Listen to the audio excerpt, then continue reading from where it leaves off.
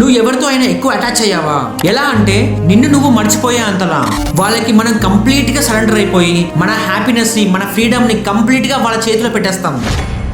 దీని నుండి బయటపడాలి అంటే దీనికి main solution emotional detach. Psychology ప్రకారం నువ్వు ఎమోషనల్ డిటాచ్ అయినప్పుడు నీ మాటలు మరింత పవర్ఫుల్ అవుతాయి. ఎందుకంటే ఈ ఎమోషన్స్ అన్ని నిన్ను వీక్ గా కాకుండా ప్రిడిక్టబుల్ గా మారుస్తాయి. ఈ ఎమోషనల్ డిటాచ్ అవ్వడం అంటే సాఫ్ట్ గా, కోల్డ్ గా ఉండడం కాదు, క్లారిటీగా ఉండడం. వాళ్ళు ఏం చేసినా సరే, ఎట్లా పడితే అట్లా మాట్లాడినా సరే, ఎలాంటి తప్పులు చేసినా సరే నువ్వు డిస్టర్బ్ అవ్వకుండా ఉండడం. దాని వల్ల నిన్ను నువ్వు హ్యాపీగా ఉంచుకుంటావు. ఇప్పటి నుండి ఒక రూల్ పెట్టుకో, కేర్ చేయి కానీ డిపెండ్ అవ్వకు. ఎందుకంటే ఎమోషనల్ గా స్ట్రాంగ్ ఎవరో తెలుసా?